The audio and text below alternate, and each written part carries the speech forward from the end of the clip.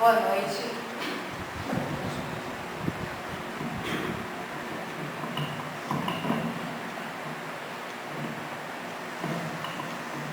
Que a paz do nosso Senhor Jesus Cristo esteja conosco, hoje e sempre. Essa palestra de hoje seria da expositora Noelia Caires, mas por motivos particulares ela não pôde estar aqui hoje e eu vou estar assim atendendo no lugar dela. E o tema que nós escolhemos para esta noite, a nossa condição evolutiva.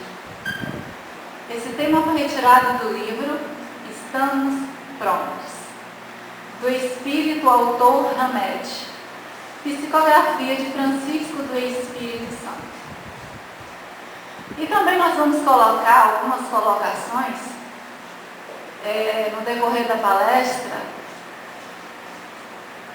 E eu preferi dividir as reflexões de hoje em duas partes. Falando sobre o livro de Hamed e, do meio ao fim, citando Joana de Ângeles. Só que eu quero deixar aqui muito bem claro que eu vou fazer uma explicação de uma citação de Hamed usando uma fala de uma psicoterapeuta de Salvador, que ela faz um estudo há muitos anos sobre as obras psicológicas de Joana de Ângeles. E essa fala dela está contida numa das aulas da série de DVDs da série psicológica de Joana de Ângeles. Então, essa psicoterapeuta chama Iris Sinotti. E para começar, nós vamos dar conceitos assim, muito simples e muito primários. A começar quando nós estudamos na escola sobre o surgimento do universo e do nosso planeta, nós aprendemos que existem duas teorias: a teoria criacionista e a teoria evolucionista. A teoria criacionista, proclamada no século XVIII pelo bispo anglicano Ussher, que se fundamentou ele nos textos bíblicos, ele afirmou que a Terra foi criada há 4.004 anos antes de Cristo. E tudo que existe aqui, em relação à natureza, em relação aos animais, às plantas, às pessoas, foram criadas nessa época, tal como somos hoje. Já a segunda teoria, que é a teoria evolucionista, de Charles Darwin, uma teoria fundamentada nas pesquisas arqueológicas, antropológicas e geológicas, afirma que o universo teria surgido há mais ou menos 13 bilhões de anos e que a vida na Terra começou há mais ou menos há 3,5 bilhões de anos. Dados esses conceitos muito simples, porque nós começamos as nossas reflexões dando esses conceitos? Porque nós vamos tratar aqui um pouco sobre a questão da nossa evolução, da nossa origem, de uma certa forma. E nós vamos utilizar justamente esse livro, Estamos Prontos, do autor Espírito Hamed. E foi um livro muito utilizado por Valfrido em suas últimas palestras, inclusive indicado por eles, principalmente para nós estudiosos espíritas ou espíritas em geral. E eu também indico, porque é um livro muito bom. Porque muitas vezes a gente vai nos ver naquele livro. E esse livro, o Espírito Hamed utilizou de um material de pesquisa de um biólogo primatologista holandês, Frans de Waal, em que suas pesquisas, ele é especialista no estudo do comportamento dos primatas, especificamente dos chimpanzés e dos bonobos, Bonobos é uma espécie de chimpanzé, só que menor. Não é um chimpanzé comum na sua estrutura comum, ele é menor. Então ele é especialista no estudo do comportamento desses dois tipos de primatas.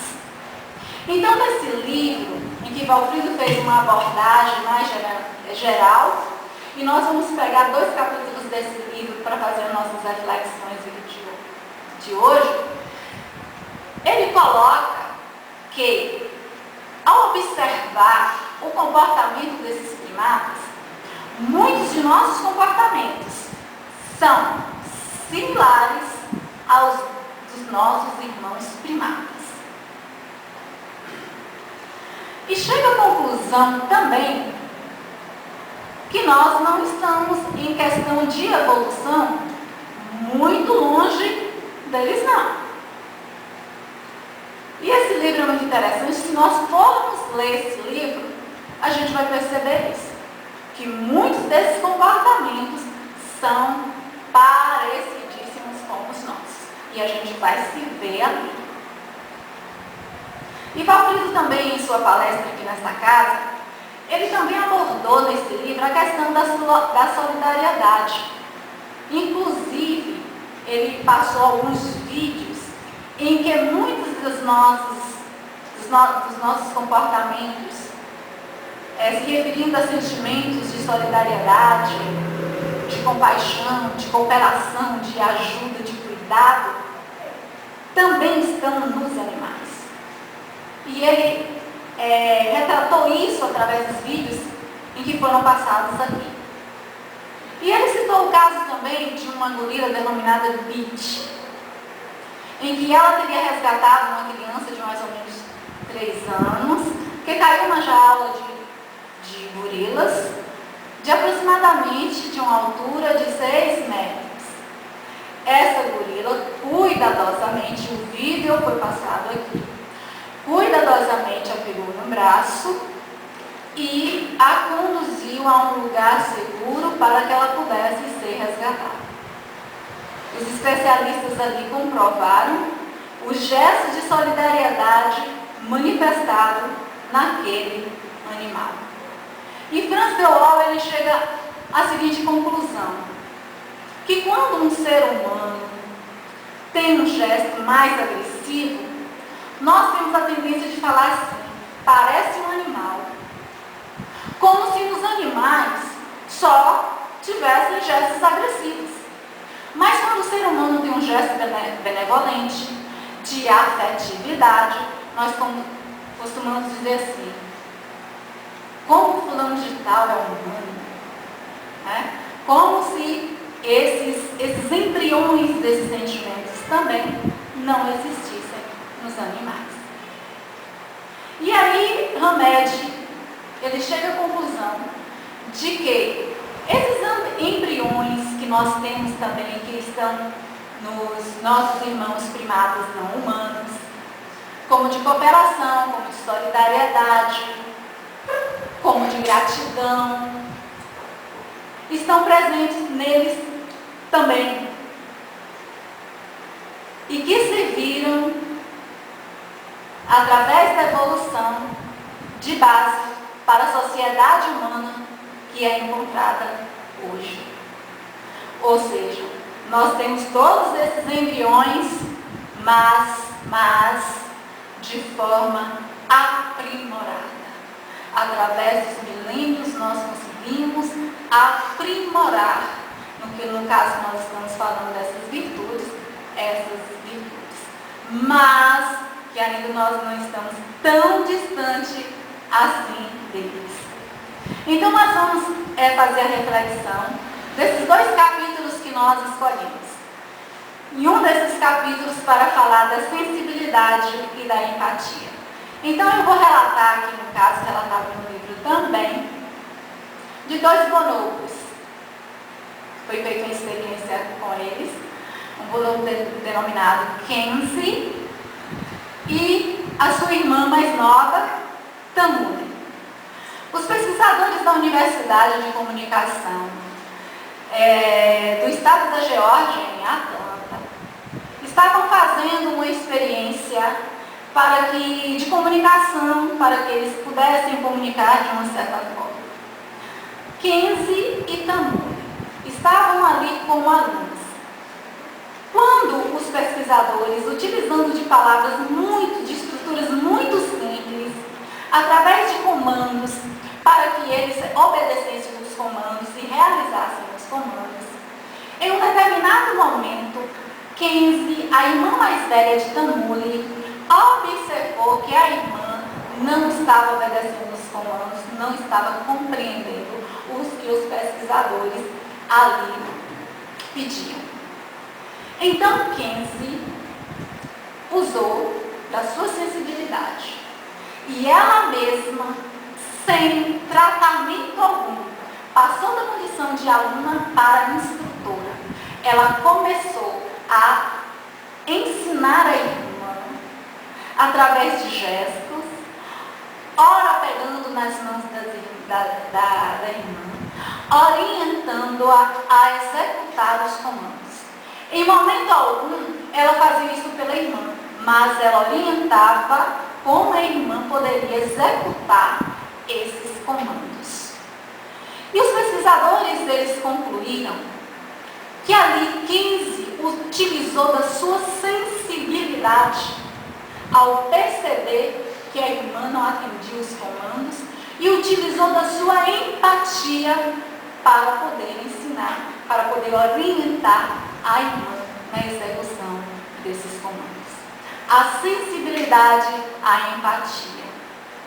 Esses dois sentimentos, esses dois embriões que estão dentro de nós, também se encontram em nossos irmãos primatas. E que no dia de hoje, na sociedade de hoje, é tão urgente, né? Nós temos essa sensibilidade e que muitas vezes precisa sim ser desenvolvida mais ainda. O olhar para o outro, o sentir o que o outro está sentindo, ter essa empatia de se colocar no lugar do outro, para sentir o que o outro sente, caso estivesse vivenciando a mesma situação que ele. Nós precisamos desenvolver isso tão urgentemente. Está em nós de forma aprimorada, é claro, mas a nossa tarefa pelo qual nós estamos aqui é aprimorar mais ainda essas virtudes. E Hamed coloca que muitas pessoas, na questão do interrelacionamento, quando se fala de sensibilidade, quando se fala de empatia, que muitas pessoas, elas são ditas assim, resignadas, porque fogem de um interrelacionamento, muitas vezes, fugindo da sua realização pessoal, ou de um relacionamento a dois, porque não querem que nada possa afrontar o seu medo neurótico, muitas vezes de ser traído ou de ser abandonado. E essas pessoas inconscientemente acabam muitas vezes fugindo de uma experiência que seria necessária para o seu processo evolutivo. E inconsciente ou conscientemente, deixando assim de praticar a empatia. Outro caso registrado que nós achamos interessante e nós vamos passar aqui, que está no capítulo 14 desse livro, é sobre o drama e a dissimulação, que são características nossas também. Quantos de nós não somos dramáticos? É isso? E os pesquisadores, fazendo essa observação, essa pesquisa, eles começaram a observar os chimpanzés. E tinham dois chimpanzés no grupo lá, um que estava liderando, mas tinha que sair da função de liderança, Hieronymus. Para mim foi uma palavra difícil de decorar esse nome, Hieronymus. Se eu esquecer, vocês vão me ajudar. Hieronymus. Eu acho que é essa a pronúncia. Então, Hieronymus era o chefe desse grupo. né? Só que ele já chegou a uma certa idade e a sua estrutura física já não estava condizente de ser o líder daquele grupo. E o candidato natural à liderança era Nick, um jovem de 17 anos, um chimpanzé jovem de 17 anos. E essa liderança muitas vezes acontece com lutas, com disputas. E numa dessas disputas, numa dessas lutas, eis que Nick abocanhou a mão de Fala aí, gente. Olha, eu não sei falar esse nome. Hieroen. Abocanhou a mão de Hieroen. Só que não foi um ferimento tão profundo assim, não. E aí os pesquisadores começaram a observar que Hieroen começou a mancar. Tinha ferido a mão, mas ele começou a mancar. E eles acharam aquilo ali interessante. E o mais interessante é que ele começou a mancar todas as vezes que Nick aparecia na sua frente. Aí ele cocheava, ele gemia de dor, mas quando Nick sumia da sua frente, ele voltava na posição normal e como se nada tivesse acontecido. Aí os pesquisadores acharam assim, não é possível. Não é possível uma coisa dessa, não. Aí intensificaram as observações. E não era que é verdade? Todas as vezes que Nick estava na sua frente, né, ele começava a cochear, gemir de dor e fazia aquele horror, mas na hora que ele desapareceu da sua frente, ele parava de mancar, ele parava de gemer e ficava normal.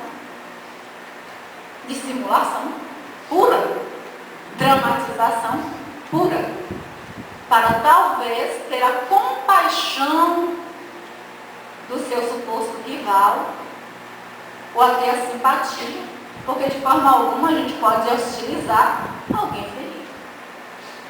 Eu não sei se na cabeça dos senhores, aí na mente dos senhores, passaram alguma lembrança de alguém que tenha feito isso. Eu acho que não, né? Não passaram, pois eu digo, e Hamed também diz, e Joana de Anjos também diz, que todos nós e não o outro somos completamente dissimulados. Nós somos assim. Quantas e quantas vezes, quando nós estamos em público, nós nos apresentamos felizes da vida, né? E por dentro nós estamos completamente arrasados. Quantas e quantas vezes nós choramos sem estar sentindo nada? Quantas e quantas vezes nós abrimos um sorriso bem largo para alguém que a gente detesta? Quantas e quantas vezes nós queremos parecer pessoas que nós não somos para impressionar a alguém? Isso porque Hamed ele nos fala que está na nossa característica humana, no nosso processo evolutivo, a gente teme em não ser aceito, a gente teme em não ser amado, em não ser admirado e respeitado pela sociedade. Se as pessoas ou não vão nos aceitar exatamente como eu sou. Então muitos de nós, como a maioria de nós, ou todo mundo, se é que a gente está falando da questão da nossa evolução. Claro que nós temos tendências negativas, que são os mesmos germes dos nossos ancestrais, também como positivas. E aí, muitas vezes, para sermos aceitos, nós vestimos essa máscara, nós começamos a interpretar personagens que nós não somos. E aí nós vestimos essa persona. E aí a gente vai aniquilando nós vamos negando o nosso verdadeiro eu. Essa parte que a gente não aceita, porque é mais cômodo, porque apresentando realmente aquilo que é conveniente para a sociedade, nós vamos sentir mais amados, mais seguros, mais protegidos. E aí Hamed, ele nos fala que todo ser humano tem dois opostos. Tem dois opostos, que se conflituam o tempo todo. Muitas vezes essa máscara é o que a gente quer ser, mas que ainda não conseguiu ser, e o que a gente nega, que a gente esconde. É o que nós temos. E aí ele fala que tanto nós temos tendências à negatividade como à positividade. E ele fala que nós somos os mais bipolares de todos os primatas. Os mais bipolares. Porque nós temos uma capacidade impressionante de, em questão de segundos, de passar do amor para o ódio, da paz para a guerra, de um relacionamento equilibrado para um relacionamento desequilibrado e vice-versa. Daí ele complementa, que é muito difícil, nessa condição, nesse estado evolutivo, nessa atualidade, classificar a humanidade em um desses opostos. A humanidade é totalmente amor, ou a humanidade é totalmente agressividade, violência e ódio. Porque nós temos esses dois lados em nossa intimidade, que muitas vezes se conflituam. E aí ele fala que nós temos uma capacidade muito multidimensional para abranger muitas emoções e sentimentos dos mais variados possíveis. E o que nós temos que fazer? Essas características que estão também nos nossos amigos ancestrais, que muitas vezes são negativas e que a gente esconde, e esse lado positivo. E essas características, muitas vezes negativas, devem ser trabalhadas por nós, e que muitas vezes nós negamos. E aí a Hamed vem falar o seguinte em relação a esses opostos. E ele usa a fala de Jung, quando diz assim, que levamos até 20 anos de nossas vidas colocando conteúdos em sacolas, conteúdos que nós não aceitamos, lá no nosso inconsciente. E levamos o resto da vida para retirar esses conteúdos de lá. E o que é isso? É aí que eu vou utilizar da fala dessa psicoterapeuta estudiosa das obras de Joana de Ângeles, que é Isis Sinotti. Eu vou utilizar da fala dela. E para começar, dar um conceito muito simples de consciência e inconsciente. Essas duas partes que fazem partes da nossa alma. Foi redundância mesmo, mas não saiu outra palavra. A consciência é tudo aquilo que eu percebo agora, tudo aquilo que eu vivencio. Então está tudo na minha consciência.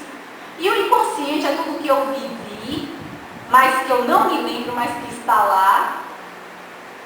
E tudo aquilo também que eu nego, que está em mim, mas que eu nego e não aceito, está no nosso inconsciente.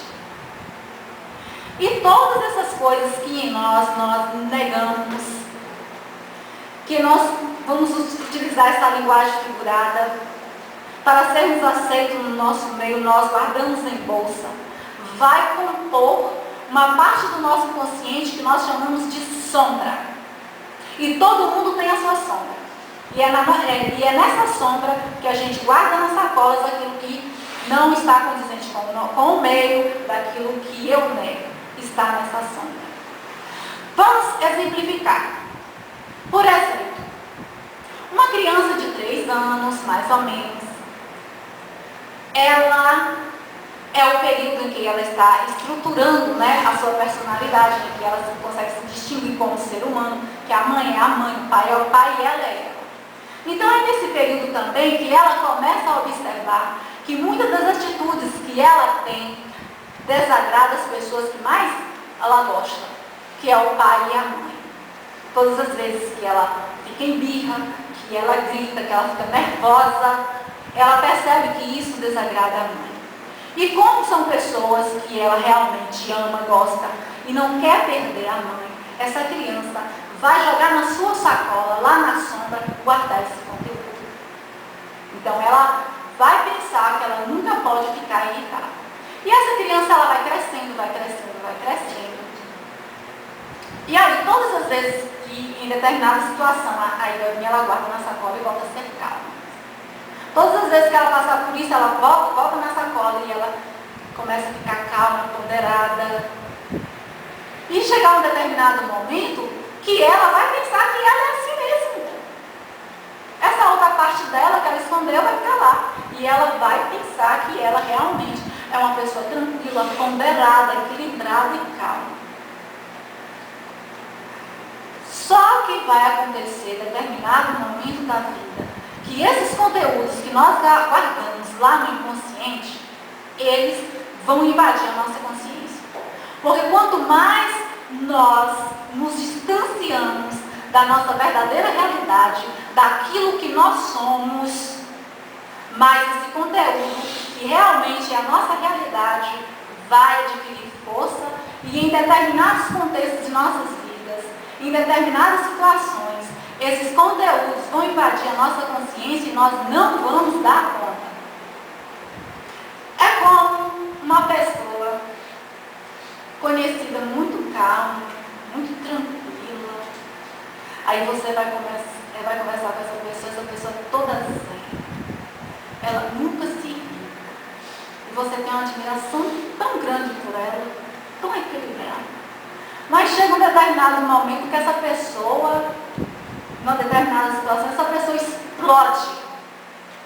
Aí você vai, fulano, eu não estou acreditando. É fulano? Não estou acreditando. Aí até a pessoa fala assim, não era eu. Não era eu, não estava em mim. Era a pessoa sim. Era a pessoa. Era o lado dela, era o eu real dela. E quando esse conteúdo invade a nossa consciência, a gente não dá conta. Então, quanto mais nós nos distanciamos, mais tendência, mais reações em nossas relações ao desequilíbrio nós temos. Porque a gente não conhece essa outra parte. Se a gente conhecesse, se a gente amasse, aí nós teríamos a condição de encontrar o equilíbrio e não tender aos extremos. Mas acontece, qualquer coisinha a gente irrita, aí vem realmente o lobo feroz que está guardado dentro de nós. Então, como Joana de Ângeles coloca, que é preciso que a gente realmente deixe esses conteúdos virem à tona. E Hamed ali até fala que isso é saudável, que esses conteúdos venham à tona em nossa mente, para que, com responsabilidade, através da consciência, nós reconheçamos quem realmente nós somos e, a partir daí, melhorar essa parte que nos falta. E aí ele vem nos falar também que, em questão da sombra, onde nós guardamos esses conteúdos, nós não vamos encontrar só tendências inferiores, não. Mas nós vamos encontrar também tendências, aspectos incompatíveis, que não são necessariamente negativos e que muitas vezes foram negados por nós em determinadas situações em relação a um meio e ali foi guardado. Vamos exemplificar. Vamos supor que uma criancinha de 3 anos, extremamente carinhosa, e que num determinado momento ela foi carinhosa, muito carinhosa, e esse gesto de carinho dela foi reprimido. Reprimido tão fortemente que isso marcou. E ela não quis saber mais. Ela jogou isso lá dentro da sacola, ficou lá na sombra. E ela ficou adulta. E todas as vezes que ela vai manifestar esse sentimento de carinho, provavelmente ela vai manifestar da mesma forma quando ela era criança, que tinha 4 anos. Nós não conhecemos pessoas assim, adultas, quando se manifestam gestos de carinho, parece que é uma criança que está manifestando aqui. Joana de Anjos dá essa explicação. Então é por isso que ela fala que esses conteúdos a gente sempre tem que voltar para que eles sejam atualizados. É por isso que nós, quanto educadores, professores, pais, mães, devem ter essa sensibilidade no processo de educação de nossas crianças. Porque muitas coisas que nós fazemos e que a gente às vezes não tem nem consciência que está agindo mal, pode criar verdadeiros traumas. Quantos talentos na escola o professor não reprimiu e ali ficou guardado? Quantos e quantas situações desse tipo acontecem? E é por isso que todos nós, educadores ou professores, nós temos que ter um pouco dessa psicologia no tratamento. Porque, segundo Joana de Ângeles, é na infância em que a criança adquire verdadeiros traumas. E que muitas vezes a gente pensa assim, é coisas de outras reencarnações, de outras vezes. Pode ser sim, mas também pode ser, a causa pode estar nesta reencarnação. Daí, Joana de Ângeles, ela fala que nesse processo de aprimoramento e nesse processo de transformação de nossa agressividade, de tudo que nós temos de negativo, nós temos sim que fazer as pazes com a nossa sombra e verdadeiramente amar a pessoa que nós somos. Verdadeiramente. Porque se nós não amarmos, se nós não olharmos para a sombra, como é que nós vamos fazer o nosso processo de individuação? Sem reconhecer esse nosso outro lado. E para fazer esse processo de individuação, nós temos que reconhecer esse outro lado. E Joana de Ângeles falou que é exatamente na sombra que nós temos toda a energia possível para fazer esse processo de crescimento. É como Santo Agostinho fala, né? Que todos os dias, ao deitar, vamos nos analisar e ver se a gente agiu de forma inadequada com uma pessoa em alguma situação, e nós teríamos a oportunidade de ali indicar o que não foi legal e tentar fazer de outra forma, de uma forma melhor, mais cristã. E no Evangelho diz assim a questão do homem de bem. Né? A gente tem que ter um contato com essa sombra para que venhamos a transformar e tornarmos como espíritas, conhecedores da verdade que a doutrina espírita apresenta, homens de bem. E o homem de bem, segundo o Evangelho, não é aquele homem perfeito, não.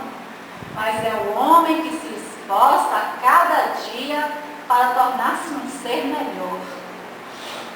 E esse homem de bem que se esforça a cada dia para tornar-se um ser melhor, é claro e lógico que ele conhece a sua sombra. E ele sabe de tudo que há na sua sombra que precisa ser melhorado, que precisa ser aprimorado. E só assim nós estaremos no caminho para atingir o objetivo pelo qual nós estamos aqui. Né? Que é compreender mais o outro, que é ter compaixão, que é amar e, assim, de acordo com o nosso processo evolutivo, no final, porque a evolução nunca cessa, é interminável, tornarmos luz. Essas foram as reflexões que nós gostaríamos de deixar aqui. E que Deus nos abençoe, que nos dê predisposição para olhar para esse outro lado e realmente força para aprimorar esse outro lado, porque as dificuldades são muitas. Mas com certeza, Jesus Cristo, o nosso companheiro de hoje e sempre, vai estar ao nosso lado e vai nos dar muita força para isso. Muito obrigada a todos pela atenção e uma boa noite.